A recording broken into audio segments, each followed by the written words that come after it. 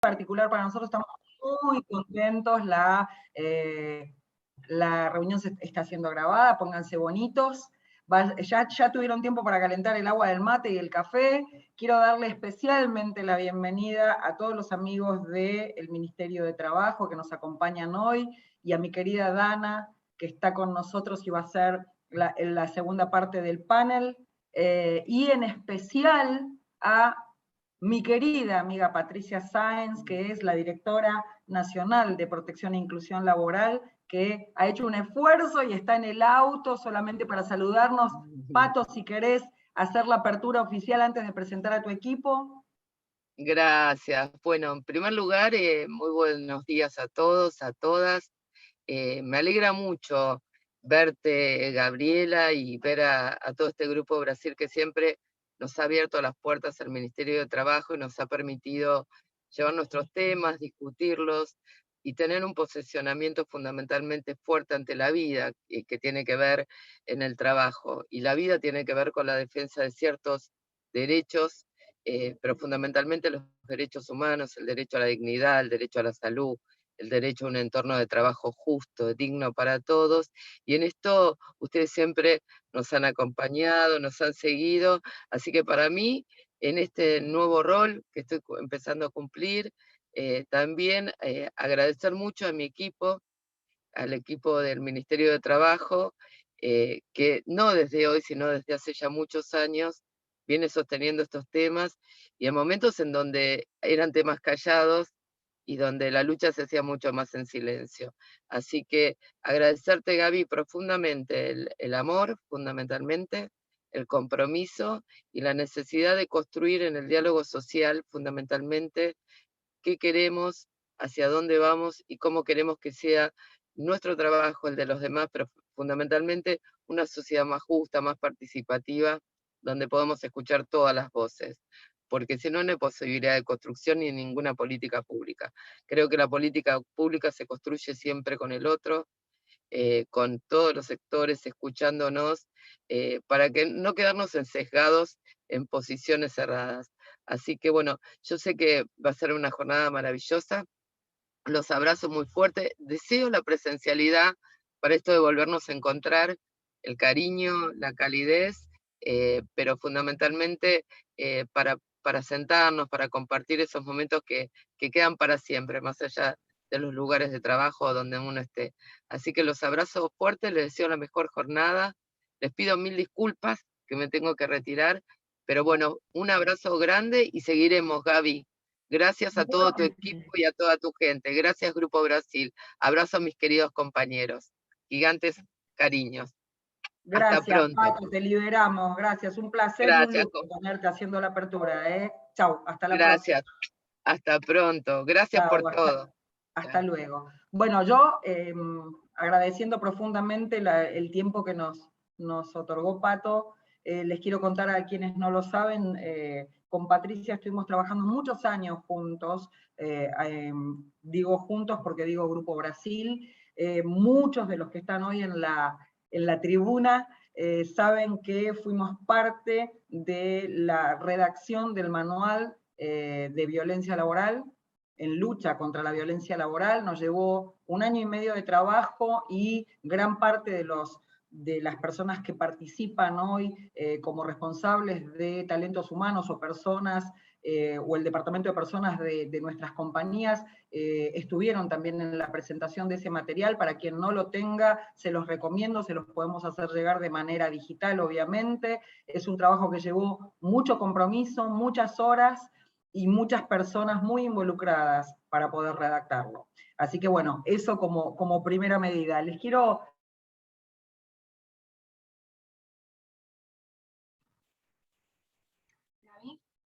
Está puesta en el aire, y a todos los amigos del Ministerio de Trabajo que hoy nos están acompañando. Los quiero nombrar uno por uno: Máxima Flores, Alicia Cosoy, ambas pertenecen a la Dirección de Promoción e Integración de la Mujer, Género y Diversidad.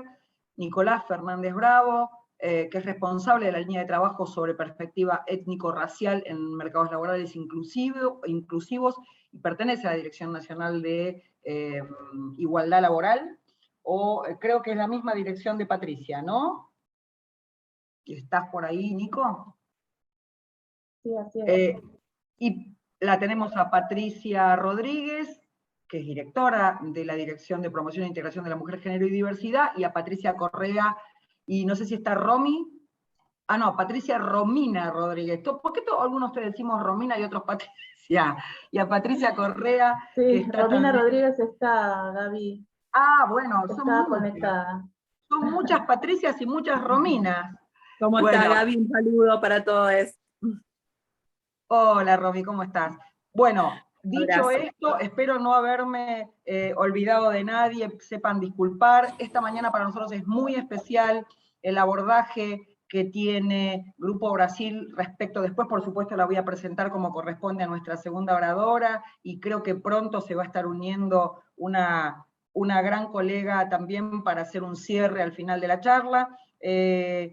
La mañana de hoy, decía, es muy especial para nosotros debido a que hace mucho tiempo estamos trabajando por el tema diversidad e inclusión, y el abordaje que nosotros concebimos para este tema es amplio. No es solo la mirada de género, no es solo la mirada racial, es una mirada de discapacidad, es una mirada etaria, es una mirada plural respecto de lo que verdaderamente es la inclusión en las compañías, en lo que es el ámbito corporativo, que es nuestro ámbito, es nuestra arena de pelea diaria, que intenta desde nuestro humilde lugar ser realmente una actitud. No se trata de letras, no se trata de palabras, la inclusión diversa es una actitud hacia el otro, hacia el prójimo. Así que, dicho esto, le doy oficialmente la apertura para que las personas del ministerio puedan hacer su presentación. Gracias.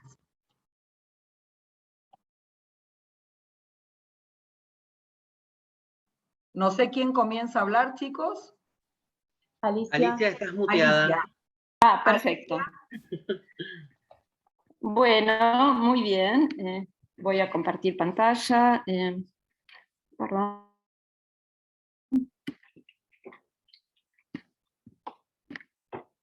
Oh, perdón.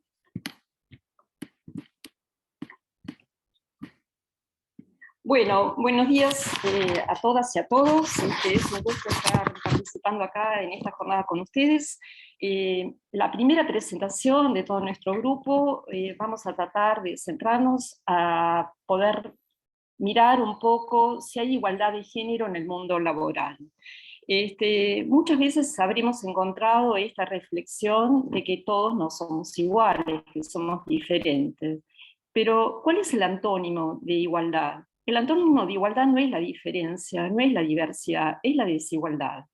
Y nosotros sabemos de que en los entornos laborales, al igual que en el resto de la sociedad, hay discriminación, no solamente por género, hay discriminación por edad, hay discriminación por raza, hay discriminación por procedencia social, por lugar de vivienda.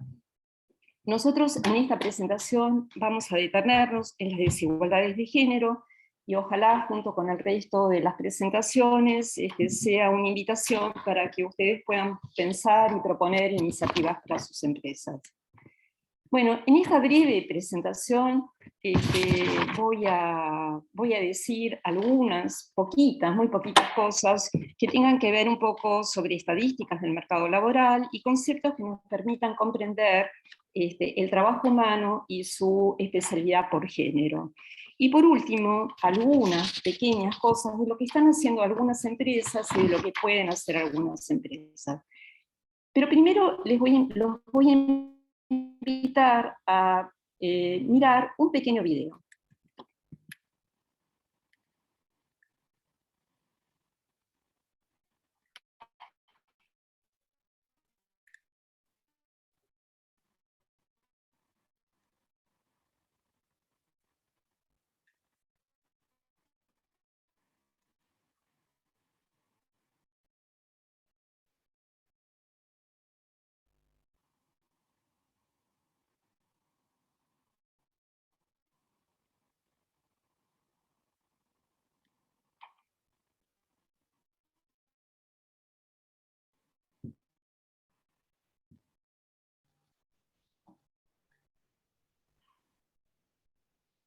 Alicia, disculpa la intervención, pero no se escucha el video.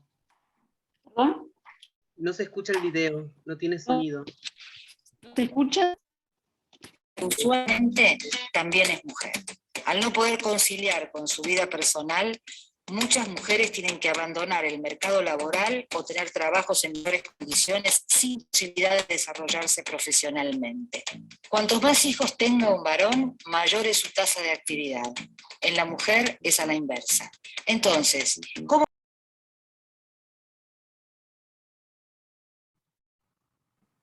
Creo que estamos teniendo problemas con la conexión, ¿no?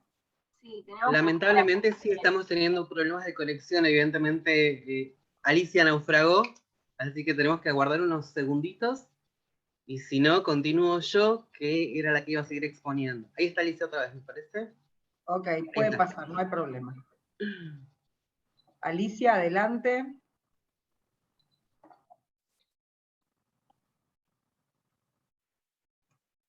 No sé si nos escuchás. Si no, si estás de acuerdo, Maxi, Está podemos muteada, me decirle- parece, en realidad.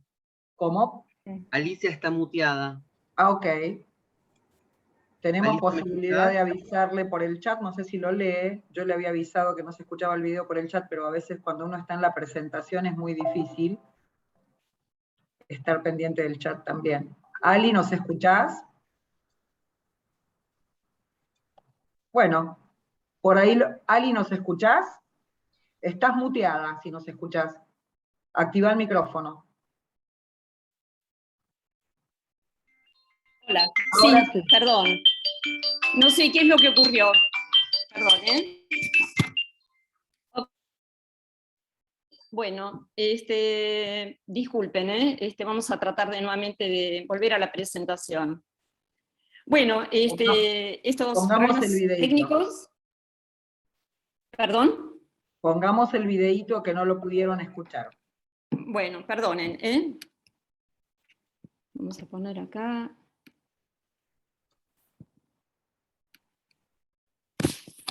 El amor, pero no el amor romántico ni el amor fraternal. Nuestro sistema económico se sostiene gracias a la red de cuidado y tareas. No estamos viendo el video, estamos solo escuchándolo ahora, Ali. Bueno, disculpen, voy a pasar el video, lo vamos a obviar y voy a seguir con la presentación, porque si no nos vamos a ir de tiempo. Ok, adelante. Yo les prometía algunas estadísticas y voy a detenerme solamente en dos. Una es la pregunta si las mujeres trabajan menos que los hombres. Esto tiene que ver con la participación, en el mercado de trabajo, lo que se llama en estadística la tasa de actividad. Si nosotros miramos las estadísticas, que son binarias porque distinguen entre varones y mujeres solamente, diríamos que sí, que las mujeres trabajan menos que los hombres, porque mientras 68 hombres de cada 100 están en el mercado de trabajo, solo 47 de cada 100 son empleadas o buscan trabajo. ¿Qué es lo que hacen las inactivas? Y bueno, son estudiantes, son jubiladas o son amas de casa. Pero la pregunta es, ¿las amas de casa no trabajan? Bueno, tenemos que clarificar unos conceptos. Durante mucho tiempo al trabajo, o llamamos trabajo, únicamente a lo que nos procuraba ingresos, en relación de dependencia o independiente. Pero con el avance, digamos, de la economía feminista, se empezó también a conceptualizar otro tipo de trabajo que tiene que ver con el trabajo de cuidado, el trabajo no remunerado, el trabajo que a veces no da reconocimiento, al que se lo llama trabajo reproductivo. El trabajo reproductivo, ¿por qué reproductivo? Porque reproduce la vida que nos permite funcionar e ir, por ejemplo, al trabajo. La segunda cuestión que vamos a ver es los ingresos. Y nosotros vemos de que si preguntamos si las mujeres trabajan un poco menos y también ganan bastante menos. Cuando vemos las estadísticas generales, vemos que la brecha salarial es de 29% menor para las mujeres. Esto teniendo en cuenta todo tipo de calificación, teniendo en cuenta todo tipo, toda región, todo sector. Desde luego, cuando es mayor la calificación de las mujeres, la brecha disminuye, pero sigue siendo menor. Ahora, ¿por qué? ¿Por qué ganan menos? Generalmente, cuando uno habla de diferencia de ingresos, lo primero que uno piensa es en la calificación. Y cuando miramos las mujeres y varones, vemos que la calificación no es algo que nos puede explicar, porque las mujeres están más calificadas estadísticamente, en forma porcentual, que los varones, en todos los niveles educativos. El sector de actividad sí puede ser una explicación, porque generalmente los lugares donde se concentran mujeres, que se llaman sectores feminizados, son menos remunerados que los sectores más masculinizados. Pero la verdadera explicación la vamos a encontrar en el tiempo que dedican las mujeres al trabajo productivo y al trabajo reproductivo. ¿Y esto por qué? Porque durante mucho tiempo la conciliación entre trabajo productivo y responsabilidades familiares era un asunto de mujeres, pero es un paradigma que está cambiando. Y está cambiando, ¿por qué? Está cambiando hacia otro concepto, que es la corresponsabilidad de cuidados. Esta cuestión de corresponsabilidad de cuidados es un reparto más equitativo, más justo de todo lo que significa las tareas domésticas, las tareas de cuidado, entre los adultos responsables de las personas dependientes dentro de la unidad familiar. Esta corresponsabilidad de cuidados trae una consecuencia en la reorganización de los espacios laborales. Si nosotros miramos los últimos indicadores, esto tiene que ver con un estudio que se hizo en el sector privado por UNICEF, se ve que más allá de las licencias de paternidad, que se llaman licencias para los varones, digamos, los varones que son el convenio colectivo de trabajo es de solamente 2 días, en algunos convenios colectivos, la ley de contrato de trabajo es solamente 2 días, en los convenios colectivos a veces se incrementan, pero vemos que es una cuestión de mujeres ocuparse de los niños, de acuerdo a la parte normativa. El 92% ofrece licencias por maternidad de menos de 98 días, la norma internacional es la que recomienda. 92% de las empresas no cuentan con un espacio de lactancia, 32% de empresas no brindan reducción de horario por lactancia, solo 2 de cada 10 ofrecen reducción de jornada laboral para el cuidado de niñas y niñas, y el 95% de las empresas no facilitan el acceso a espacios de cuidado infantil. Todos estos son motivos que explican de alguna forma cómo las mujeres que tienen que conciliar entre trabajo y responsabilidad familiar abandonan las empresas, abandonan el mercado laboral. ¿Y qué pueden hacer las empresas o qué están haciendo las empresas? Las empresas son un actor fundamental porque nuestra normativa, que tiene un sesgo maternalista, y que, bueno, como les decía, todo, aún dentro de la normativa y dentro de muchísimos convenios colectivos de trabajo, lo que respecta a derechos, está centrado más en derechos de la mujer, como si los varones no tuvieran también el derecho al cuidado. Las empresas pueden generar condiciones que faciliten la conciliación entre responsabilidades familiares y laborales, en 3 dimensiones: en tiempo, en plata y en infraestructura. En tiempo, en un amplio abanico de instancias, desde ya que tengan que ver con la extensión de las licencias por nacimiento para los varones, o establecer licencias de nacimiento y adopción para cuidadores primarios y secundarios, licencias parentales, políticas de retorno gradual, utilizar tiempos y modalidades de trabajo, teletrabajo, punta flexible, etc. En plata, en acciones para solventar gastos de cuidado, en centros personal, en viajes, que muchas veces las mujeres se privan de hacerlo, y eso tiene implicancia también en sus carreras laborales, porque tienen que ocuparse del cuidado, no pueden conciliar el cuidado de los niños, puede haber ayuda justamente o asignaciones para cuidado durante los viajes, en infraestructura, en espacios institucionales de cuidado y espacios de lactancia, que no estén destinados solamente a mujeres, sino a ambos progenitores. ¿Por qué harían esto las empresas? ¿En qué se beneficiarían? Bueno, hay varios estudios que muestran que las empresas sí tienen beneficio. Se disminuyen las tasas de ausentismo. Hay un descenso de rotación y sustitución del personal, con lo cual significa que hay mayor retención de talento.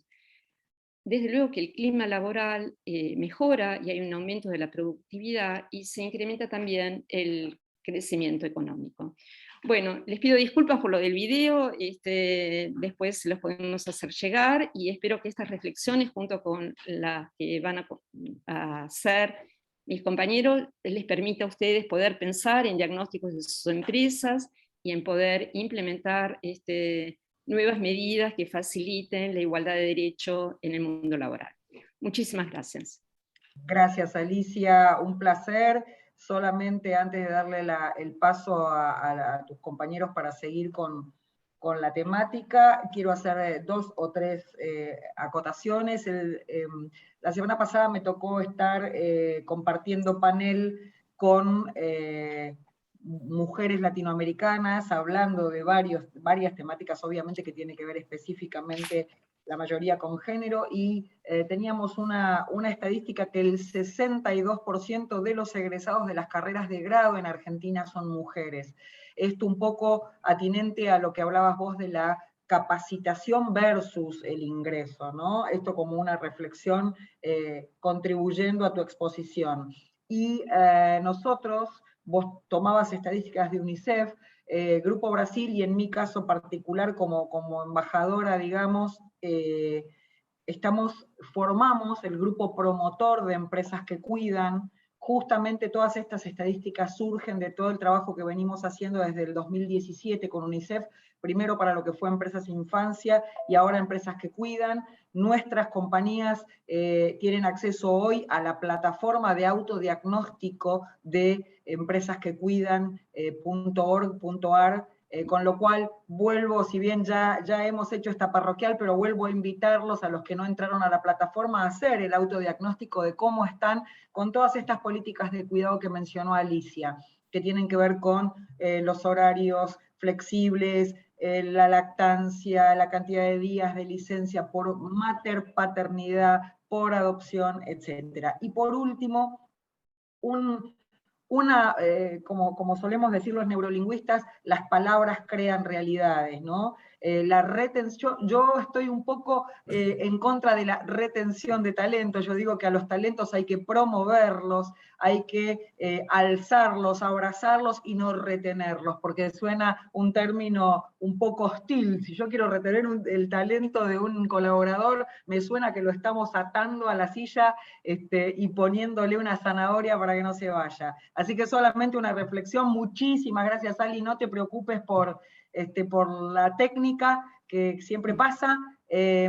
Y por otro lado, ahí tenemos en el chat el autodiagnóstico para que lo hagan si alguno quiere entrar a la plataforma, vayan haciendo sus consultas para el final y agradecemos nuevamente a Alicia y le damos el paso a no sé quién sigue de los oradores, no sé si está Nico o quién sigue. Maxi, dale, adelante. ¿Qué tal? Buenos días a todos. Realmente un placer poder compartir estos espacios que justamente tienen que ver con esto del género, las diversidades y la inclusión. Voy a compartir un pequeño power que preparé. A ver si... ¡Ay, será porfis!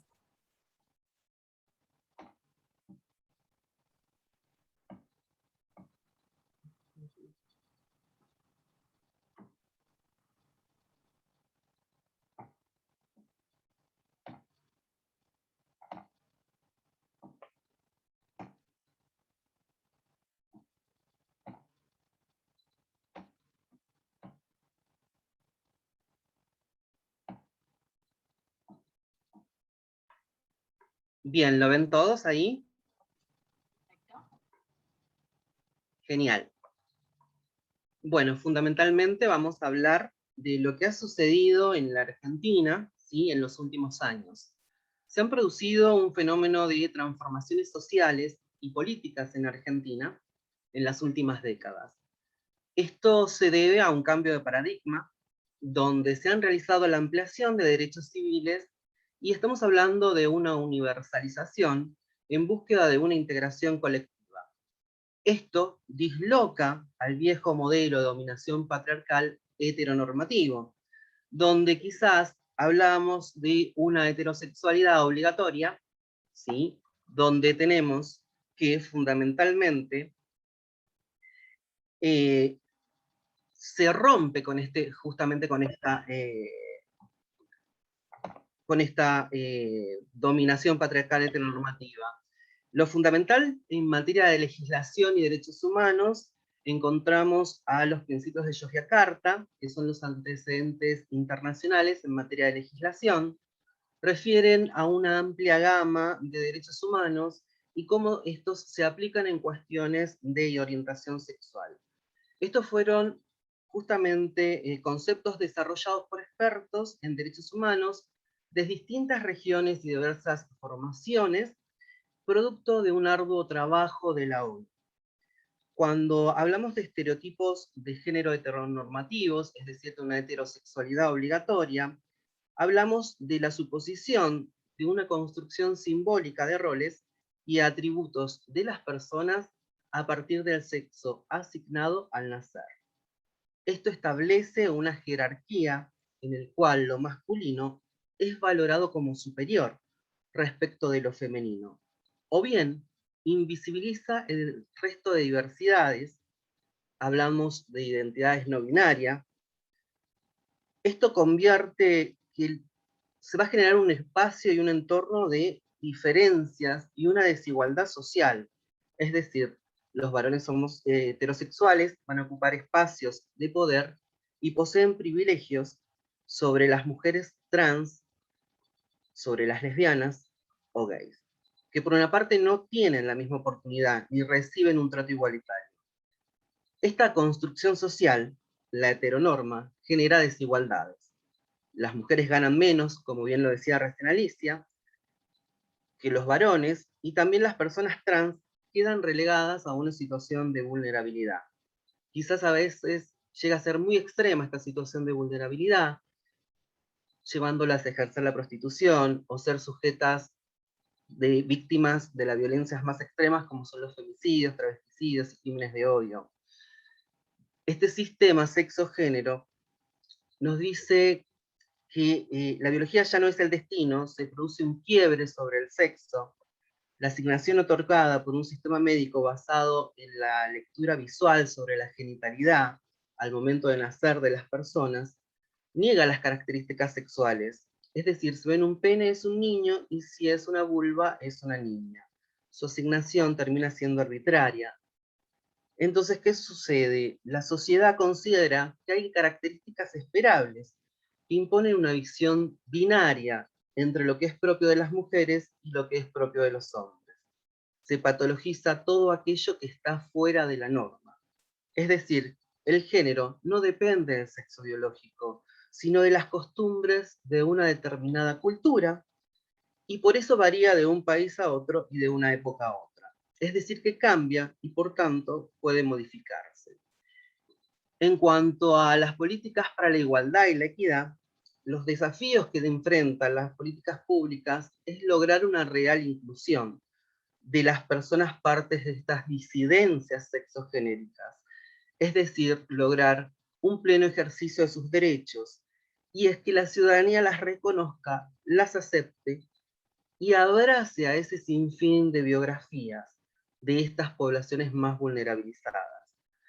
Justamente, situación en la que están debido a su género y orientación sexual.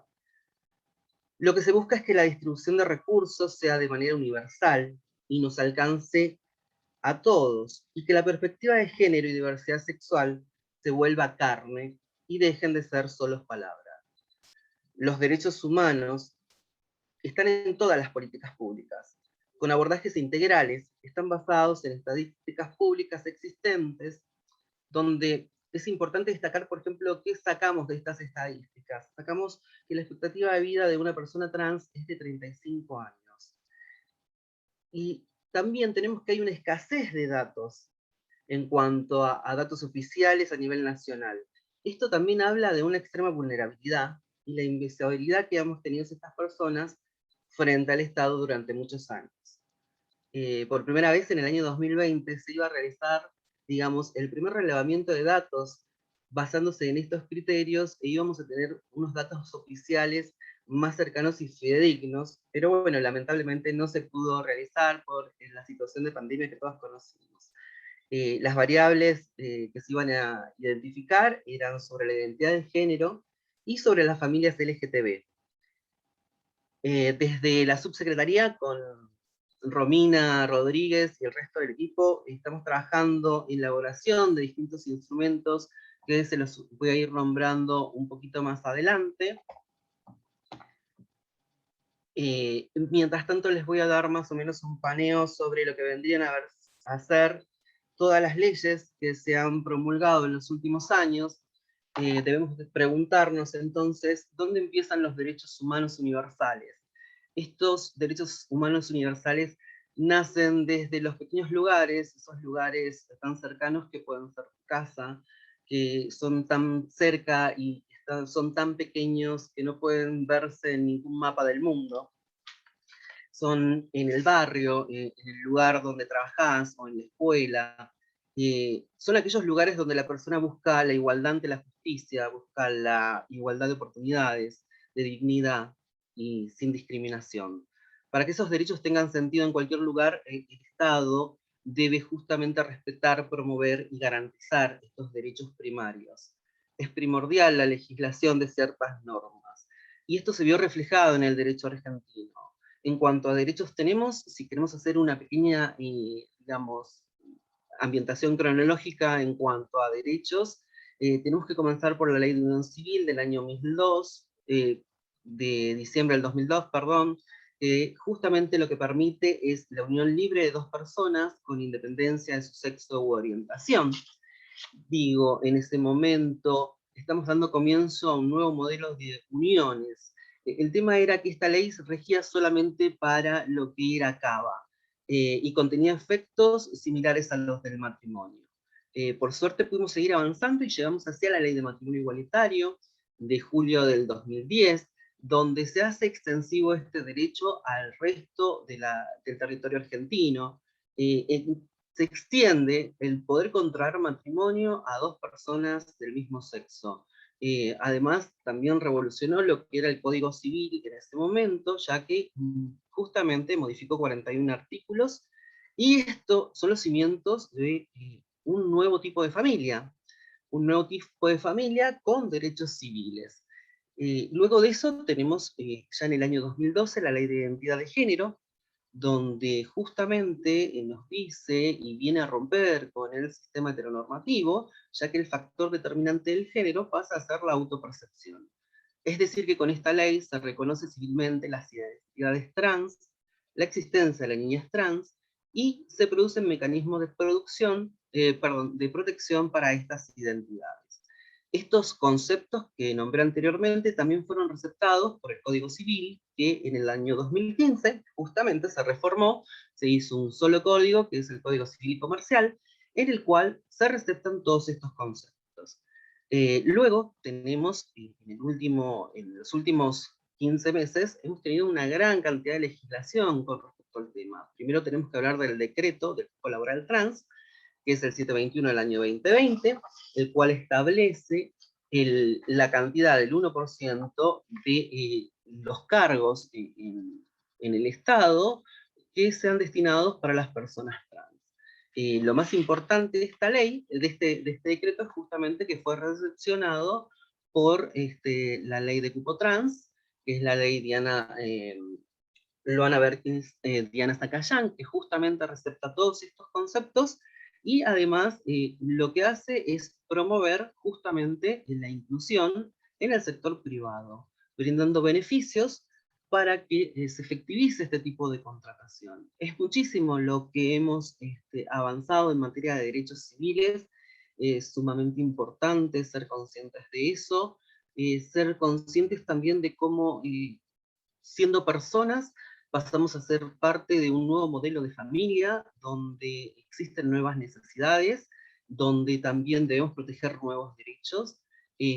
Nosotros fundamentalmente desde el equipo, con la dirección de Romina Rodríguez, estamos trabajando tenazmente en generar nuevos instrumentos que están relacionados justamente con el tema de diseños de protocolos y guías que justamente favorezcan el libre desarrollo de estas personas en los ambientes laborales. Los protocolos tienen como finalidad proteger y promover el libre desarrollo de las identidades trans y no binarias en los ámbitos laborales. Hemos diseñado guías de lenguaje inclusivo, en las cuales proponen esto de decir, no quedarnos con una primera mirada de cómo observamos a la persona, sino también de indagar y preguntarle a la persona cómo se autopercibe, cómo se denominaría, algo fundamental que es el trato hacia esa persona, ¿no? El respeto hacia esa persona. Los objetivos generales son los de promoción, los de sensibilización, y hemos focalizado mucho en algo que hasta ahora no se ha hablado, y es la salud integral. Entiéndase por salud integral las nuevas necesidades que surgen en las personas trans. Nosotras pasamos por una adecuación corporal muchas veces, y esto tiene muchas repercusiones en cuanto a los tiempos necesarios para las licencias. Recién hablaba Gabriela de esto de, que me pareció interesante, el tema de las lactancias, el tema de la persona gestante, la persona no gestante en cuanto a los nacimientos. Son temas que recién se están comenzando a visibilizar, ¿no? Porque tengamos en cuenta que más allá de la legislación de todas estas leyes, es cómo esto se ve reflejado en la sociedad, cómo comenzamos a visibilizarlo. No se da en todos los ambientes. Recién hoy podemos sentarnos y generar estos espacios de reflexión donde hablamos de una necesidad de inclusión, lo cual hay que celebrar, festejar, y como decía también Gabriela, abrazar estos nuevos conceptos y ser parte de este nuevo paradigma. Creo que lo fundamental es crear justamente estos espacios libres de discriminación que aborda a todas las temáticas que estamos planteando en el día de hoy. La verdad que les agradezco profundamente el poder participar de este panel y poder compartir con ustedes esto. Así que, bueno, espero que les haya resultado práctico y que les sirva muchísimo la información que les doy. Muchas gracias. Un lujo, Maxi, por supuesto, y creo que en este caso es claramente la carrera de los 1000 metros siempre empieza de todas maneras por el primer paso, así que la responsabilidad que nos cabe a los que elegimos este camino es la de la evangelización. Muchas gracias y le damos lugar en este caso entonces a Nicolás Fernández Bravo. Nicolás, ¿estás por ahí? El aire es tuyo. Estoy, no sé si... ¿Tengo buen audio? Tenés buen audio, sí. Hola. Hola, hola, estás con nosotros. Bueno, porque lamentablemente... Porque estoy en condiciones subóptimas, lamentablemente, entre otras cosas, por cuestiones domésticas y escolares. Bueno, voy a ser muy, muy concreto, porque nosotros estamos desarrollando junto con la dirección a cargo de Patricia una línea de trabajo compleja y un poco innovadora, pero sobre la cual también hay mucho debate. Así que agradezco mucho, creo que es una oportunidad muy, muy propicia, incluso la que generó la pandemia, porque como a veces se afirma, ahora es cuando, nunca hay una oportunidad, un momento ideal. Porque es una línea de trabajo sobre racismo y mercados laborales inclusivos. Retomo un poco la idea, el concepto que desarrollaba Alicia Cosoy, mi querida amiga Alici, en relación a la discriminación, porque también es necesario pensarlo en relación a la inclusión. La dirección a cargo de Patricia Sáenz es la Dirección Nacional de Promoción e Inclusión Laboral, y lo que hay que pensar es justamente quiénes son los excluidos del mercado laboral. Me parece importante porque esta es una discusión que tiene lugar en el mundo de los empleadores. Recientemente el Grupo La Nación había generado un muy interesante programa sobre la sustentabilidad y planteaba la inclusión de, digamos, de los empleos verdes o empleos sustentables y la inclusión. Pero notablemente, y en realidad es un desafío que nos compete a todos, había muy poco desarrollo en relación a lo que supone la inclusión. Y me refiero incluso a nivel de ejemplos. ¿Qué supone la inclusión en el mundo laboral? Por supuesto, hay distintas formas de pensar la inclusión. Yo me voy a referir justamente a la exclusión, que tiene que ver con los condicionantes étnico-raciales en el mercado de trabajo. Esto, insisto, es un desafío para gobiernos, empleadores y trabajadores. Y también, y creo que este es tal vez un aspecto importante en la Argentina, no se trata de un problema de minorías. Muchas veces es pensado y es interpretado como algo que atañe a grupos minoritarios en una sociedad determinada, y para el caso de la Argentina creo que es importante pensar la cuestión étnico-racial como un problema de mayorías. Y que es un problema mucho más importante de lo que habitualmente se cree. En realidad, las características específicas, las dinámicas, las instituciones y los condicionantes étnico-raciales no son tan conocidos. Digamos, hace falta ese trabajo de análisis, que es el que estamos haciendo. Hay un trabajo, yo soy antropólogo, trabajo también en la investigación, y hay un conocimiento desde el punto de vista analítico, pero hay un déficit todavía para comprender mejor cómo se desarrollan las lógicas de la discriminación racial en el mercado del trabajo. Y digo, es importante comprenderlo primero porque también la palabra raza en general ofrece, es una palabra incómoda, cargada de muchos sentidos y cargada de valoraciones diferentes. De hecho, muchas veces se la considera como una palabra que es políticamente incorrecta, porque las razas en el sentido biológico no existe. ¿Qué es la discriminación racial?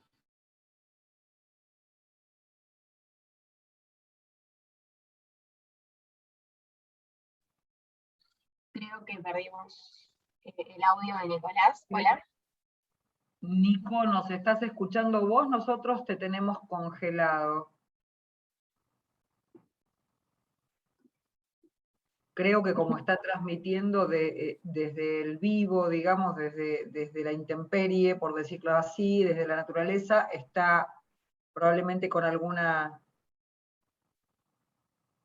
microcorte, algún microcorte o algo así. Lo esperamos un segundo, si están de acuerdo, si nos permiten, por favor. Hoy, chicos, la tecnología nos juega malas pasadas. Está jugándonos en contra. Bueno, en cualquier caso, vamos a esperar un minuto más, y si no, seguimos adelante con la presentación y después le damos lugar a... Estaba ultra interesante lo que estaba contando Nicolás. Sí. Máxime desde su visión de antropólogo, me parece fundamental. Bueno, no sé si alguno tiene, de los compañeros de Nico, tienen el celular como para preguntarle por vía privada. Yo no cuento con el contacto directo de Nicolás, pero sí, si Gaby, quieren... recién le mandé un mensajito, así que no me contestó, pero... Juan nos está contando que lo está contactando también, sí. Sí, genial, Juan. Gracias, Juan. Si no, en todo caso le dejamos lugar para un cierre al final y seguimos adelante en honor al tiempo de todos los que nos están acompañando. Ahí está Nicolás volviendo a ingresar a la sala. Bien, ok. Fantástico. Nicolás, ¿nos escuchás?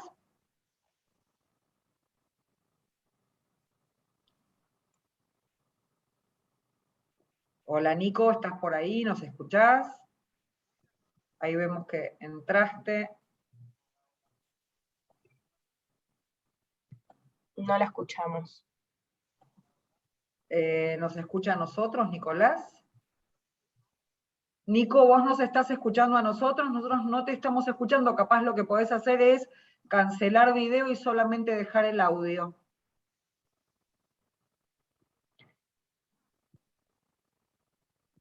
Hola Nico. No, se ve que no pudo configurar el audio. Nico, si vos nos estás escuchando a nosotros, la propuesta que te hago, si tenés poco ancho de banda,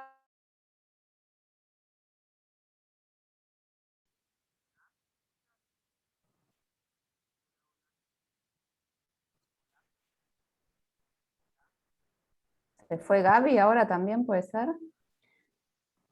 Puede ser. Hola Gaby, ¿nos escuchás?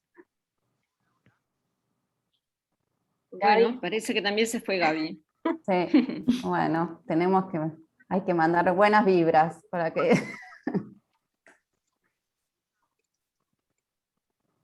Juan Astral, si tenés ganas vos de contarnos algo de lo que viene trabajando con Nico.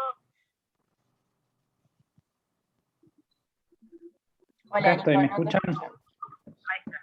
Sí, sí, sí. Se te Bien. escucha, Nico. Yo soy Juan. Bueno, ahí veo que Nico se está sumando de vuelta al chat. No lo escuchamos, pero para retomar un poco en lo que había quedado mi compañero, estamos trabajando en la concientización, la sensibilización de la temática étnico-racial, sobre todo en lo que concierne a el concepto de raza en este momento. Queremos hacer hincapié en lo que son las comunidades afrodescendientes y afroargentinas, ¿sí? ¿Se me escucha bien? Porque... Sí, vos, Juan, te escuchamos perfecto, adelante. Bien, perfecto, veo la pantalla frisada, pero sí se escucha genial. Y lo que queremos ahora es articular con las distintas áreas de Secretaría de Derechos Humanos y de otros ministerios para poder lograr que esta temática de la perspectiva étnico-racial realmente se incluya y se viralice, digamos, como ha podido pasar con la temática de la perspectiva feminista, por ejemplo, las temáticas de género en general. Nosotros lo que estamos trabajando es en crear un enfoque interseccional de género y étnico-racial para poder así generar un espacio laboral más inclusivo. Esto es lo que decía Nico de qué es lo que no se incluye, ver qué es lo que no se incluye y darle especial atención a eso. En este caso puntual hablamos de las poblaciones racializadas, afrodescendientes y afroargentinas. No sé si Nico quisiera agregar algo, si puede, si está en condiciones. Dice Nico que está silenciado por el anfitrión. Si le pueden habilitar el micrófono. Sí, ahí la habilitamos. Me parece que tiene el micrófono abierto. Hola, Nico. Nico, estás al aire, no estás silenciado.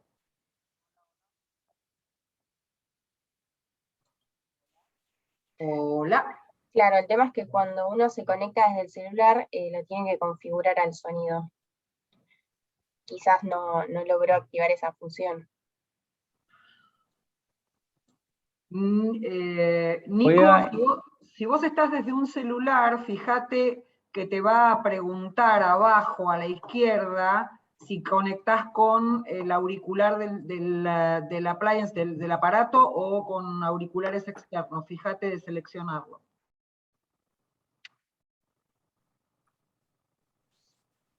Si no se me ocurre que puedo llamarlo a Nico y ponerlo en altavoz desde mi celular.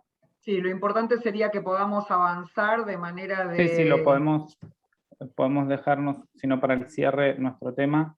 Sí, yo diría en principio, no sé cómo lo querés manejar, Juan, si querés llamarlo. Sí, perfecto. Dejemos para dentro de un ratito cuando quieran hacer el cierre, y ahí ya coordino ahora con Nico a ver cómo gestionamos la comunicación. Muy bien, entonces yo voy a darle ingreso, si les parece correcto, hasta que Nicolás se pueda preparar. Juan, vos silencia tu micrófono y fíjate si por privado podés conectarlo a Nico. Si les parece bien, entonces, más allá de que hoy la tecnología nos está jugando una mala pasada, yo quiero darle lugar a nuestra próxima oradora, que es Dana Poklekpovic. ¿Estás ahí, Dana? ¿Nos escuchás bien vos? Acá estoy, Gaby. Un lujo, Dana. Yo te quiero presentar formalmente. Dana es una profesional y tiene su propia consultora y a raíz de también cuestiones personales decidió dedicar muchísimo tiempo al tema de incluir dentro de lo que es la faz corporativa o la vida corporativa, el tema discapacidad. De hecho, nos conocemos también trabajando con algunas de las empresas, algunas de las compañías del grupo. La presento formalmente, es directora de BPL Desarrollo Humano y cofundadora de Alliance, o DA Alliance, ¿es, Dana? DA Alliance. Okay. Organizaciones Inclusivas, creadora del programa Coaching para Prácticas Inclusivas. Se desempeña como consultora en diversidad e inclusión con foco en discapacidad e interculturalidad, acompañando a empresas e instituciones educativas en los procesos de transformación hacia culturas inclusivas. Es coach de familias para la Fundación Desear Escuchar. Es oradora en conferencias nacionales e internacionales, doctora en lenguas modernas, coach profesional ontológica y en neurociencias. Esta mujer se pasó toda su vida estudiando. Entonces ahora le vamos a dar un espacio que realmente para nosotros es poco con todo lo que tenés para brindarnos, Dana, pero te agradecemos profundamente, sabés, en lo personal realmente lo que valoro yo esto y todos nosotros, así que el aire es tuyo.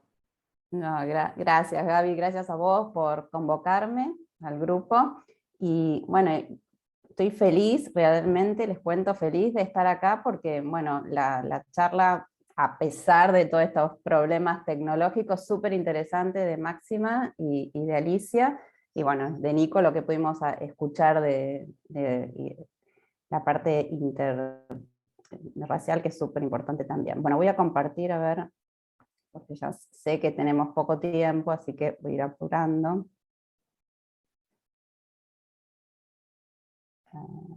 Esperen, minuto, ¿ya la están viendo? Bueno, bien. Bueno, como decía Gaby, a raíz de una situación familiar, ahora les voy a contar, yo entré en este tema de la discapacidad y de la inclusión.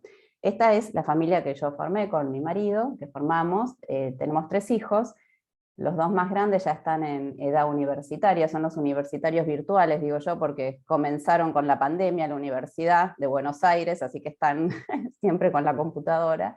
Y el peque, que es Nico, que tiene 12 años, que cuando nació nos dijeron que tenía hipoacusia. Yo no sabía ni lo que quería decir la palabra hipoacusia, para mí era un chino básico, eso no sabía qué significaba.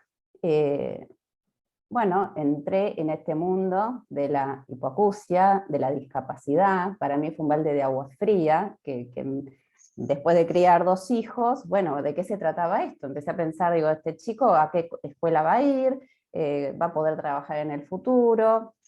Bueno, y como coach, como decía Gaby, yo comencé a acompañar a las familias de una fundación, porque la verdad que es todo un desafío, ¿no? Empezar a transitar la discapacidad de un hijo o de una hija.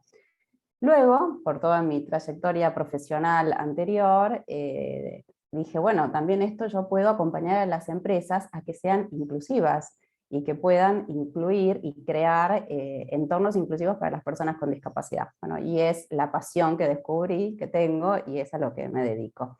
Además de otras cosas, como dice Gaby, que me la pasó estudiando. Y bueno, ¿y por qué yo comparto esto de mi familia? Porque así como me pasó a mí, que no sabía nada de discapacidad, la mayoría de la gente tiene desinformación, no hay información, porque la verdad que la discapacidad en el pasado y hasta hace muy poco no tenía visibilidad. Nadie sabía, no contábamos con grandes grupos de amigos en donde, por ejemplo, hubiera muchas personas con discapacidad, o en las escuelas, o en el club, ¿no? Y no es que no haya personas con discapacidad en el mundo, porque en el mundo hay 1.000 millones de personas con discapacidad. El 15% de la población mundial tiene alguna discapacidad.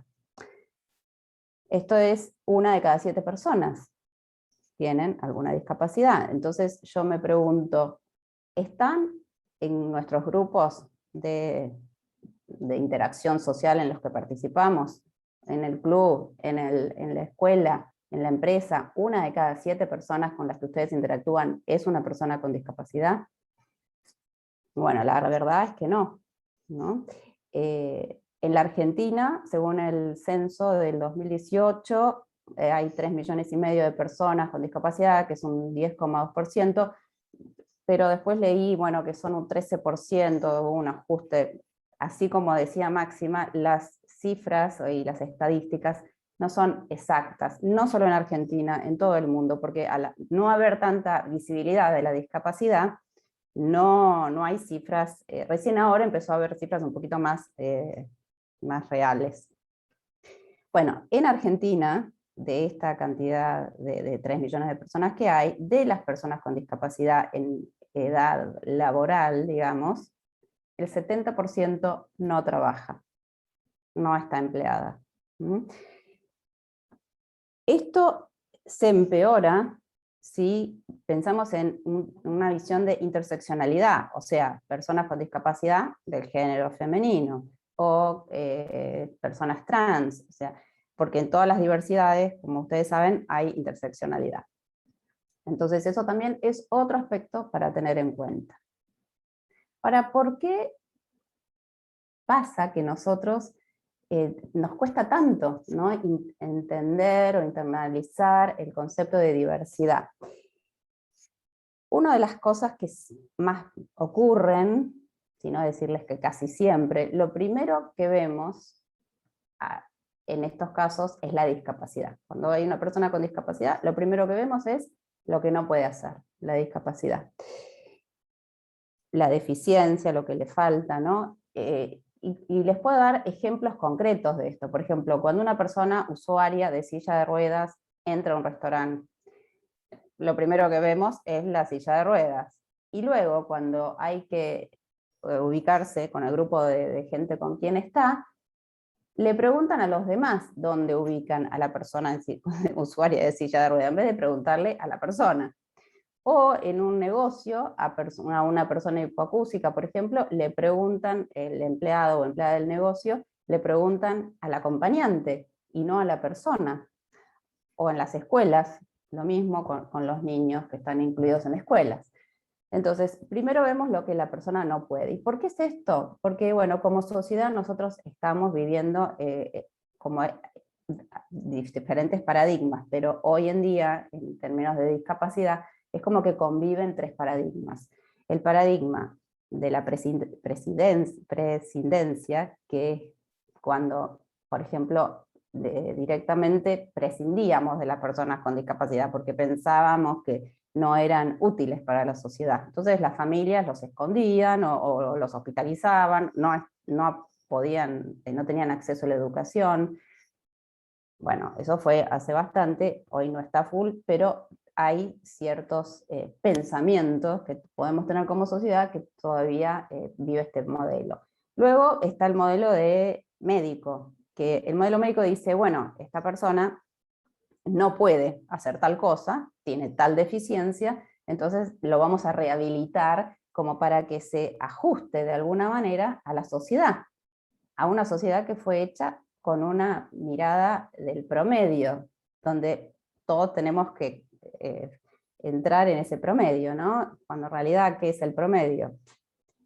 Y luego, hoy en día, todavía hay cosas del modelo asistencialista o médico, y hoy en día ya estamos en el modelo social de la discapacidad, el paradigma social de la discapacidad, en el que está basado en la dignidad humana, en los derechos humanos, y ya vemos que lo primero que vemos no es la silla de ruedas o lo que la persona no puede, sino que vemos a la persona. Lo primero que vemos es la persona, son personas que tienen gustos, deseos, objetivos, que se alegran, se entristecen como cualquiera de nosotros, ¿no?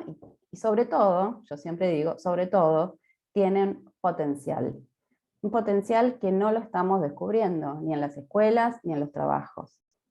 Y estas son fotos de personas con discapacidad reales, que luchan por sus objetivos y sus deseos. Entonces, son este modelo social no está plenamente implementándose todavía, ¿no? Hay como estos tres modelos o paradigmas que conviven. De hecho, por ejemplo, bueno, hoy no tengo tanto tiempo para hablar, pero ¿cómo nos referimos, no? Mucha gente habla de discapacitados. Bueno, no decimos discapacitados, decimos personas con discapacidad o personas en situación de discapacidad. Entonces, ¿qué pasa? ¿Somos todos iguales? ¿No somos todos iguales? ¿Cómo es la cosa? Bueno, yo se los voy a explicar con esta ilustración hecha por una persona, una joven con síndrome de Down, que está actualmente cursando el segundo año de la universidad.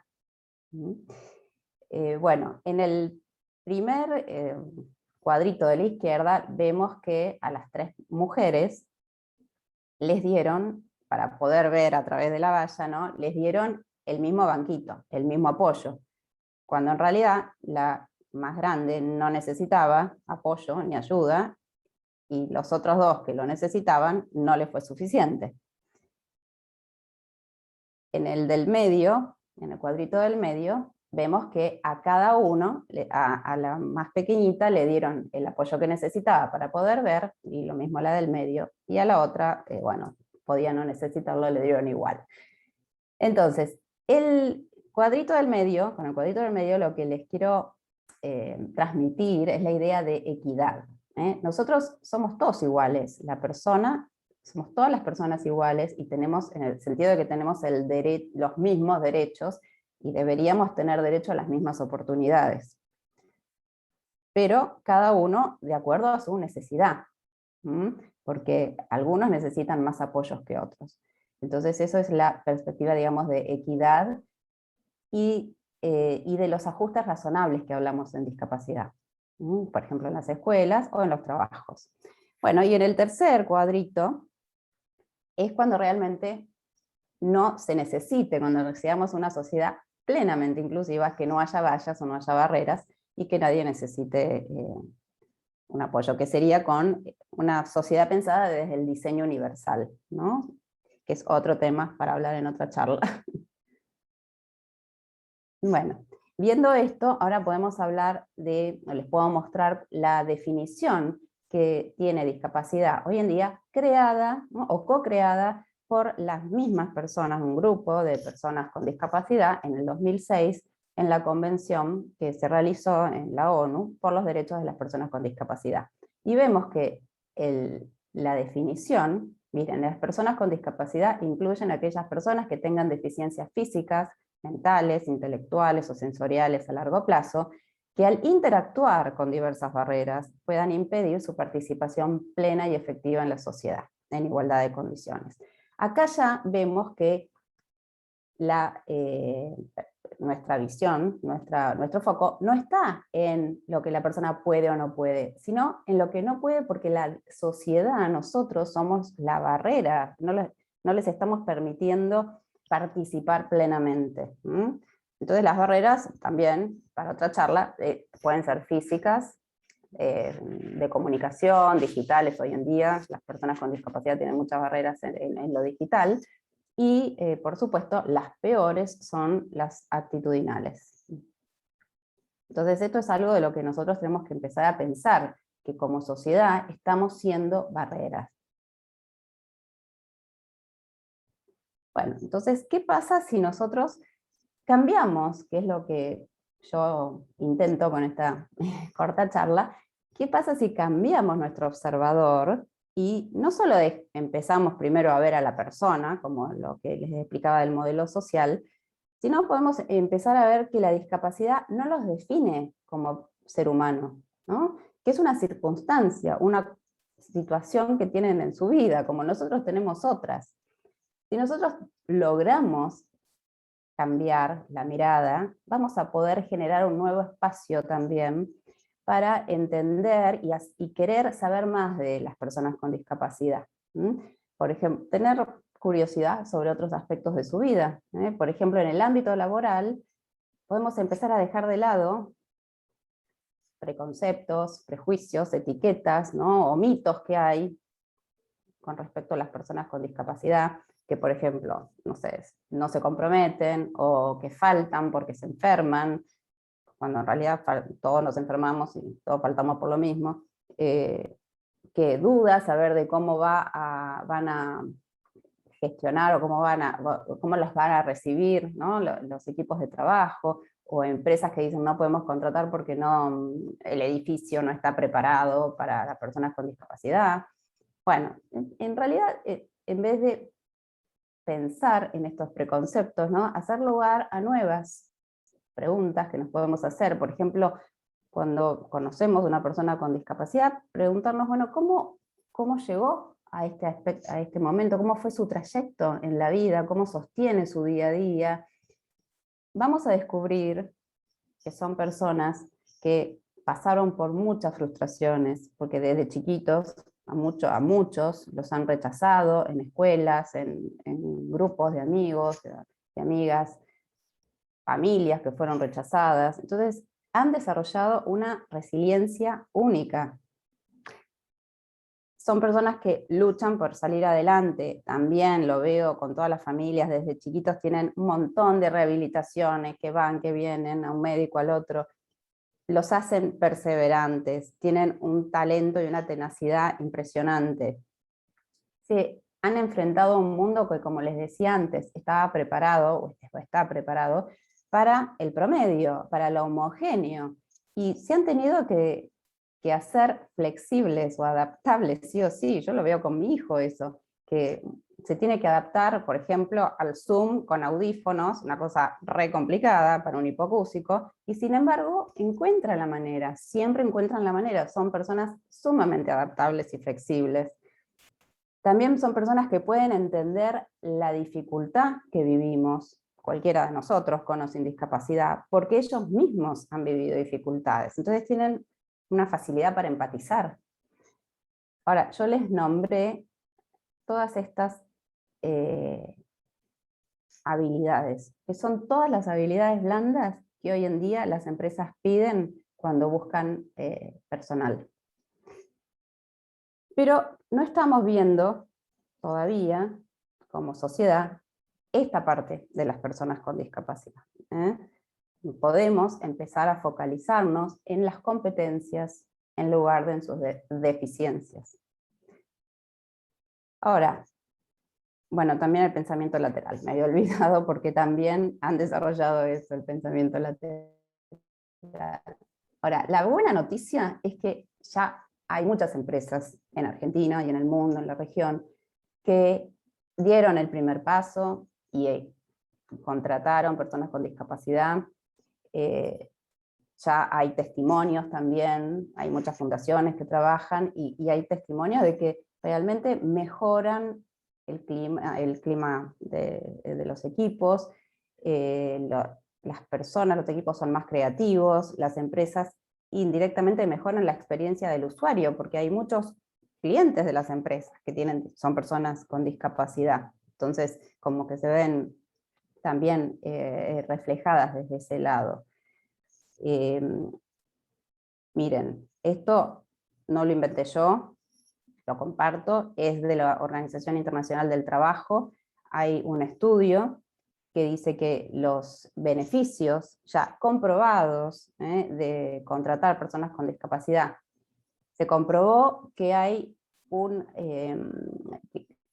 tenés un acceso al talento, a un talento que nunca fue, digamos, buscado, por decirlo de alguna manera, porque no vemos, lo que yo les decía antes, no vemos el talento que tienen las personas con discapacidad, las competencias, ¿no? Entonces como que descubrimos una nueva fuente de talentos. Hay mayor innovación, porque las personas que tuvieron diferentes experiencias de vida, tienen diferentes perspectivas de cómo afrontar o resolver problemas, crear situaciones nuevas. Eso yo también lo veo día a día con mi hijo y con todas las familias a las que acompaño. Tienen diferentes formas y que son totalmente válidas de crear y de solucionar problemas, de diseñar cosas nuevas. Ven necesidades que nosotros quizás no vemos. Las personas con discapacidad, esto también está recomprobado, tienen mayor sentido de pertenencia, son leales a las empresas y a los equipos, y son ejemplos para los demás empleados y empleadas de las empresas, porque son personas que tienen excelente asistencia. Eso de que faltan porque se enferman no es así, porque nos enfermamos todos y no es que falten más. Bueno, hay mayor retención, que a Gaby no le gusta la palabra retención, pero bueno, se quedan en los trabajos, y es una mejor imagen para la empresa, desde el punto de vista de responsabilidad social también, y es una ventaja para todos, porque esto también es algo que tenemos que empezar a concientizar. Lo que es bueno para las personas con discapacidad es bueno para todos nosotros, no es que sean diferentes a nosotros, ¿no? Porque eso sería una visión de separarlos, ¿no? No de incluir, integrar. Entonces, la inclusión es un proceso, y la verdad no lo vamos a hacer de un día para el otro, de la noche a la mañana. Lo importante también, como dijo Gaby, es dar el primer paso de las millas, como decía, generar nuevos espacios de reflexión como estos, empezar a sensibilizarnos a esta realidad, no nueva, que existió toda la vida, ¿no? Pero no la teníamos presentes. Y no tiene que pasarte lo que me pasó a mí, ni a una persona cercana a vos, de tener una persona con discapacidad en la familia para sensibilizarte. Hoy en día ya vivimos en una sociedad mucho más abierta, y si queremos que sea más justa aún, es uno de los temas de los que nos tenemos que ocupar. Bueno, y por sobre todo, creo que tenemos que tomar conciencia de que este desconocimiento, así como que yo tuve y que tienen tantos otros, o el miedo a incluir, o las dudas que podemos tener, ¿no? De que trabajen en las empresas, que lo vamos a superar solamente aprendiendo a incluir. Imagínense que si una familia no tiene ni idea cómo transitar esto, y lo va aprendiendo, por supuesto que las empresas también lo tienen que aprender. No es que nacimos, no hay recetas, entonces es un proceso, lleva tiempo, y es un trabajo de todos los sectores, desde las familias, la educación, a nivel gobierno, las leyes, la sociedad civil, las leyes tienen que estar más actualizadas, sobre todo también, el sector privado, todos, cada uno desde nuestro lugar, todos podemos hacer algo para cambiar esto y empezar a visibilizar, ¿no? A las personas con discapacidad. Por eso yo, como mi primera profesión es la docencia, les voy a dejar una tarea para terminar, que empecemos a pensar, y se van a acordar de mí ahora, qué barreras identifico en mi entorno, porque no las vemos las barreras nosotros, no las vemos hasta que no nos dicen. Es como que te dicen, pensá en un elefante, no pienses en un elefante rosa, y pensás, bueno, ¿qué barreras identifico en mi entorno? ¿Qué barreras estoy siendo yo? Con mis actitudes, con mis pensamientos, con mis sesgos. ¿Y cómo puedo, desde mi metro cuadrado, generar visibilidad con respecto a las personas con discapacidad? Hay mil maneras. Desde que, no sé, tu hijo tiene un compañero en la escuela que tiene discapacidad, bueno, pensá cuántas veces lo invitaste a jugar a ese niñito, esa niñita. También es un trabajo de la familia, ¿no? de ese niño, pero todos tenemos que hacer algo para generar una sociedad más justa con respecto a la discapacidad. Así que bueno, espero haber cumplido mi tiempo, les agradezco mucho que me hayan escuchado, y bueno, esperamos vernos. Fantástico, Dana, por supuesto, muy generosa de haber esperado hasta aquí para poder darnos una presentación que seguramente es muchísimo más amplia, pero insisto con lo mismo, tenemos la gracia de tener una tribuna hoy, un auditorio, más allá de muy generoso por el horario que es, que ya les insumimos bastante tiempo, muy preparado también, donde hace 5 años y medio venimos trabajando y amasando y aceitando esto como para que ya justamente estén parados en otra posición. Yo destaco 3 cositas. los invito a ver la historia de Marian Ávila, que es la primer modelo brasileña con síndrome de Down.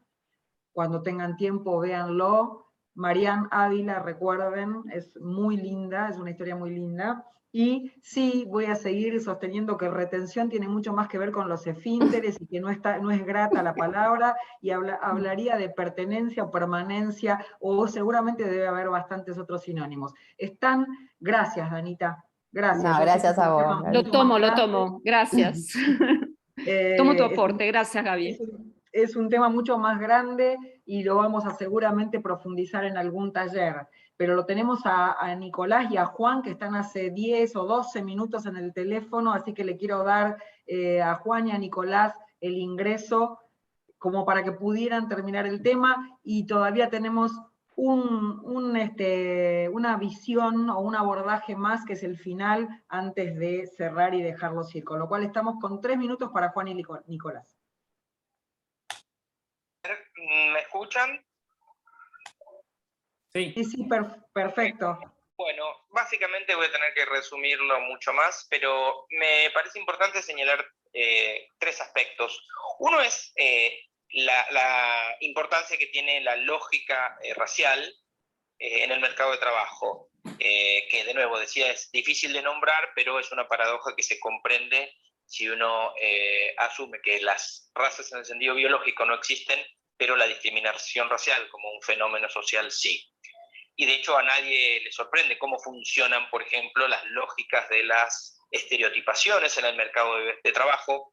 Me refiero a la relación entre la belleza y la fealdad, o a la hipersexualidad, o a la baja sexualidad, por ejemplo, al momento de promocionar un producto o establecer algún tipo de relación en el mercado de trabajo. Lo mismo sucede con los atributos que se le asignan a los cuerpos, la fortaleza, la debilidad, pero también el éxito y el fracaso. Esas imágenes están asociadas a estereotipos, y esos estereotipos tienen muchas veces un color de piel. Insisto, esto es mucho más complejo, pero dado que mi formación como antropólogo en el mercado de trabajo observa esto, me corresponde señalar esto, que es más importante de lo que habitualmente consideramos. 3 comentarios. Uno es que en Argentina hay falta de indicadores desagregados, que es necesario construirlos, porque si bien existe una robusta normativa internacional, recién mencionaban a la OIT, pero no es el único organismo al cual le ha prestado atención, se le ha prestado atención a la discriminación racial. Digo, es importante implementar esta normativa y por supuesto considero que es fundamental el aporte del sector empleador. Hay una primera brecha que tal vez nos permite comprender a qué nos referimos cuando hablamos de racismo en el mercado de trabajo, es la que separa el mercado formal del trabajo que no se encuentra registrado. Esta es una hipótesis de concentración de empleos informales, digamos, marcados por los condicionantes étnico-raciales, que lo ha señalado el Comité contra la Discriminación Racial de las Naciones Unidas. Este es un señalamiento que lo hace específicamente para la Argentina. Y aquí hay un aspecto que dialoga mucho con el mundo empleador y que tiene que ver con la lógica de la terciarización. Muchas empresas quizás no entienden, no comprenden, no ven las lógicas de la discriminación racial porque efectivamente pueden cumplir con normas y requisitos, pero a su vez pueden estar insertas sus cadenas de valor en segmentos del mercado de trabajo que sí están racializados. Y por supuesto, la segmentación del mercado de trabajo supone comprender que hay sectores críticos en donde esto puede ser importante y sectores en donde tal vez no sea tan importante. Me refiero, por ejemplo, al trabajo doméstico, al trabajo rural, la construcción de indumentaria, pero también pienso que es pertinente advertir, por ejemplo, cómo el comercio o la atención al público se encuentra racializada, o el sector de los deliveries, que ahora es tan importante, mayormente ocupa mano de obra que también es pasible de fenómenos, de nuevas formas de racialización como la que atañe a la población migrante. Porque también es importante nombrarlos. Juan, llegué a escuchar que comentaba un poco el trabajo que estamos haciendo con afrodescendientes, pero la racialización afecta también a personas indígenas, a migrantes, y aquí siempre me parece muy pertinente señalar algo que es difícil también de conceptualizar, pero todo el mundo lo comprende, que es la lógica de la racialización entre las personas que no son lo suficientemente blancas para ocupar puestos de trabajo en condiciones dignas. Y esto, decía al principio, es un fenómeno que afecta a las mayorías y es necesario tomar nota de esto. Para ir cerrando y cumplir con los minutos que nos cedieron, dejo planteado 3 desafíos. El primero es conocer y analizar las buenas prácticas que existen en el sector empleador y poderlas someter a un diálogo, a la comparación, porque si bien, por ejemplo, en Brasil conozco una importante cantidad de iniciativas, pero que tal vez no se aplican necesariamente a la realidad argentina, pero sí pueden dialogar, ofrecer digamos, un imaginario de alternativas, porque se habla mucho sobre cupos o incentivos o acciones afirmativas. Creo que lo que se puede hacer es necesario discutirlo y conversarlo con las personas racializadas. Aquí creo que la escuela que nos ha legado la lucha feminista es imprescindible, porque nadie hoy en día se imaginaría seriamente una actividad sobre el machismo conducida por varones, del mismo modo que nadie consideraría con mucha seriedad una actividad que problematice el racismo cuando las personas racializadas no participan. Esto me parece muy importante para pensar las buenas prácticas. ¿Cuál es el camino? Pienso, obviamente, el camino es tripartito, es a través del diálogo social. Los debates sobre el futuro del trabajo ofrecen oportunidades para pensar estas dimensiones étnico-raciales, y nuevamente insisto que este camino, el de la representación, también tiene que incluir a las personas, a los sujetos de derecho y a quienes habitualmente no tienen la posibilidad de enunciar con sus propias palabras. Y lo último, dado que en la Argentina hay pocas experiencias, insisto, tanto desde el sector gobierno como del sector trabajador como del sector empleador, creo que tenemos que pensar en la innovación. Hay oportunidades inesperadas, hay nuevos mercados y hay ejemplos que pueden inspirarnos. Por ejemplo, en la Argentina, casi toda la producción frutihortícola agroecológica es desarrollada por organizaciones indígenas y campesinas. El Ministerio de Trabajo ha trabajado mucho en Santiago del Estero, por ejemplo, y esto conecta también a los mercados y a las economías verdes. También desde el Ministerio se ha realizado una cooperación internacional con Camerún, un país africano. Ha habido otras experiencias en África, pero abre nuevos mercados. Y esas posibilidades de interactuar con economías, con personas, con estereotipos, con formas de pensar la sociedad, abren nuevas oportunidades. Esto es lo que yo llamo, y con esto cierro, pensar los cosmopolitismos periféricos. Todas las personas consumen, todas las personas participan del mercado de trabajo, y me parece que la inclusión tiene que también ser pensada en términos de equidad étnico-racial. Así que muchísimas gracias, nuevas disculpas por los la verdad, muy molestos problemas técnicos, pero bueno, esperamos que esto culmine prontamente.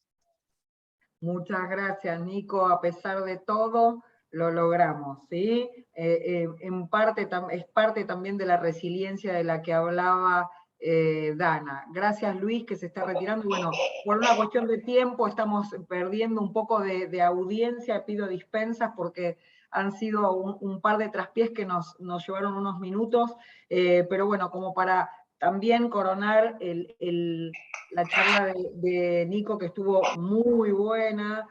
Nunca olviden que nuestra Constitución, ¿sí?, habla de todos los hombres del mundo que quieran habitar el suelo argentino, con lo cual después no seamos tan déspotas o sobre todo hipócritas de desplazar desde la palabra y desde los términos a aquellos que no son argentinos. Y sobre todo en una organización como la nuestra, que como mínimo es bilateral y por ende regional y por ende plurirracial, ¿sí? Esto es una realidad que nosotros transitamos, así que por lo menos desde acá será el bastión, intentaremos ser uno de los bastiones más fuertes en este trabajo, Nico y equipo. Muchas gracias, y yo quiero ahora, como para despedirlos, hablar de un tema que ya lo hemos transitado en el grupo y que está nuestra amiga Ana Carolina Corbel hace bastante tiempo esperándonos ahí con mucha generosidad, como Ana estuvo acompañándonos en una de nuestras ponencias de talentos humanos del año. El último tema para mí importantísimo, como para cerrar esta presentación de esta mañana de diversidad e inclusión, es el tema etario. Una de las grandes luchas, y en mi caso personal lo voy a decir así porque soy madrina en el gobierno de la Ciudad de Buenos Aires para el programa Experiencia Activa, que busca la inserción y la reinvención laboral, de personas corridas del sistema por su edad. Empezamos en aquel momento con los más 45. Nunca olviden que a medida que la ciencia y la medicina avanzan, la expectativa de vida promedio de todos nosotros es más alta, ¿sí?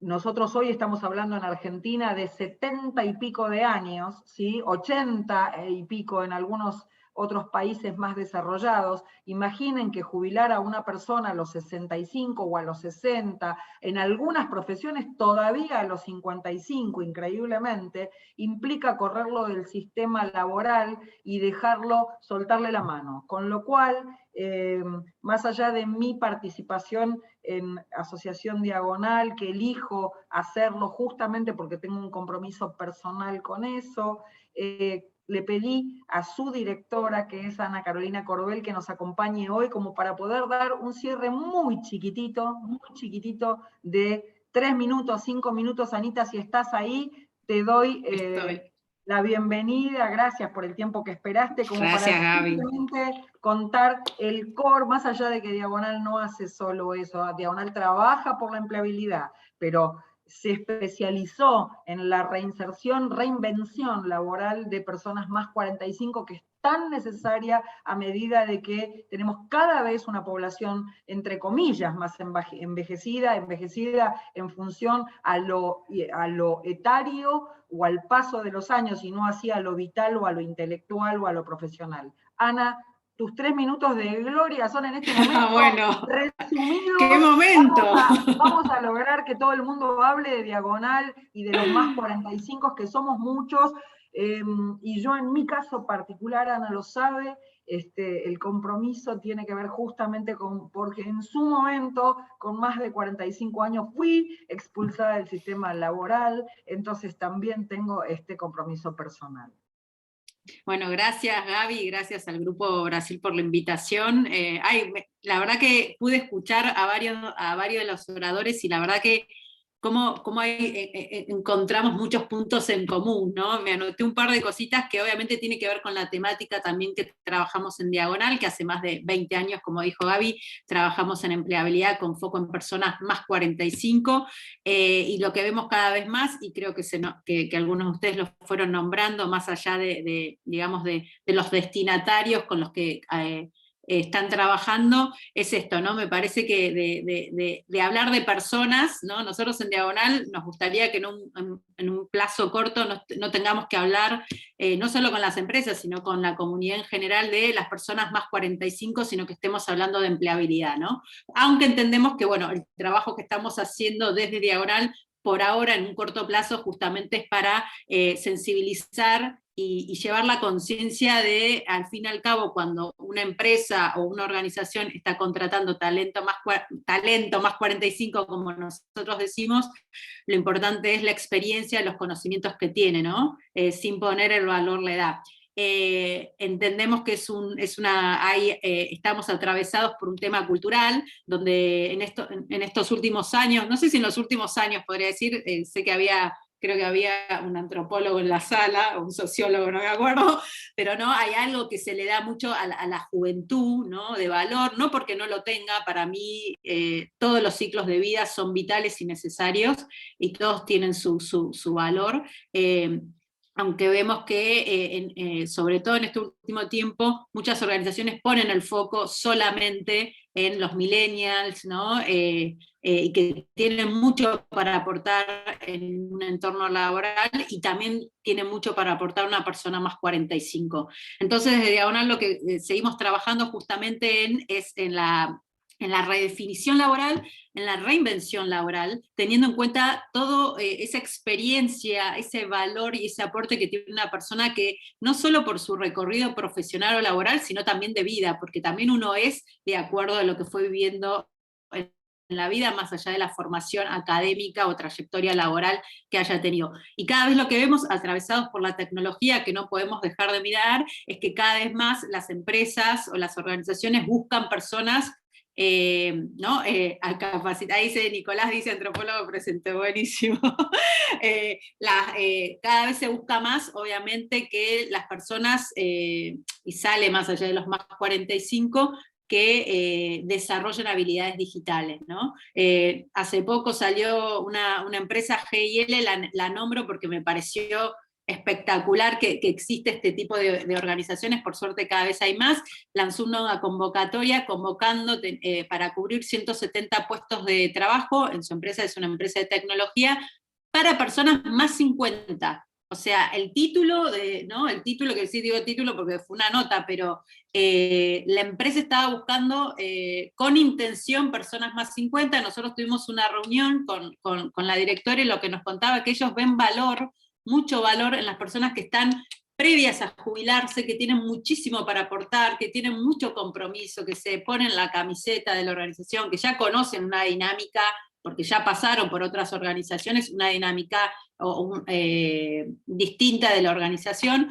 Entonces, para nosotros de Diagonal, ver este tipo de organizaciones que tienen conciencia, obviamente que falta mucho más, aunque también es importante ver lo que hay, porque años atrás esto no existía, y también entendemos que en este último año se puso en la agenda de muchas de las organizaciones el tema de la diversidad y la inclusión, entonces también nosotros estamos aprovechando este momento, porque sabemos que es un momento donde estamos conversando, dialogando, y como dijeron algunos de ustedes, sensibilizando y concientizando bueno, del valor, ¿no? Del valor de la experiencia y del talento. Me parece que eso es clave, digo, tomando como para cerrar, ¿no? Como tomando lo que fue escuchando sobre temas tan diversos que hablábamos hoy sobre inclusión, ¿no? Me parece que el cambio, como decimos siempre, empieza por uno. Si yo no puedo reconocer que discrimino, ya sea por edad, por temáticas de discapacidad, por orientación sexual, es muy difícil después hacer algún cambio. Entonces, primero tengo que reconocer, digo primero yo como persona, reconocer que discrimino, para después poder hacer un cambio del que sea, ¿no? Me parece que eso es como básico, pero a veces no es tan obvio, ¿no? Así que bueno, ese es el trabajo que hacemos desde Diagonal. Nos encantaría que, bueno, que en breve no tengamos, como les decía hace un ratito, no tengamos que hablar de más 45 y sí que tengamos que hablar de talentos de las personas con sus conocimientos y trayectorias. Así que bueno, Gaby, muchísimas gracias por este espacio. Un placer, Anita, un placer, y aparte yo les aseguro que es enorme el trabajo que está haciendo Diagonal.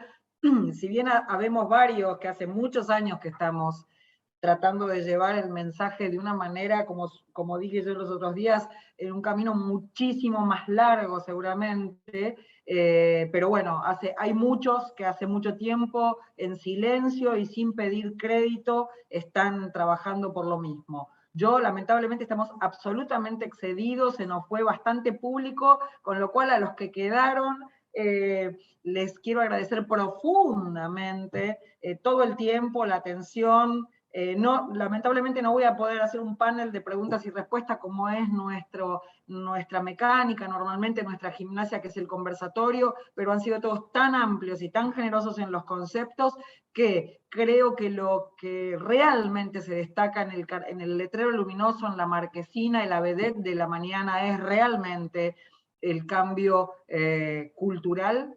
¿Sí? Yo como consultora en cultura organizacional, creo que hay mucha gente que está trabajando por eso y que vamos clarito al camino del logro, de lograr que los responsables de talentos humanos, de personas, de recursos humanos, o como se llamen cada una de las organizaciones, también tomen en cuenta cuán protagonistas son. Qué importante que es el rol del profesional del área hoy para que muchas de las organizaciones cambien la mirada, cambien la cultura, se transformen y sean realmente más inclusivas, más diversas, más abiertas y más a tono con el mundo que está, que vino, que llegó y llegó para quedarse. Gracias totales, chicos, los libero a que puedan seguir su día y a todos los profesionales que hoy nos brindaron un ratito de su tiempo, más aún el grupo profundamente agradecido.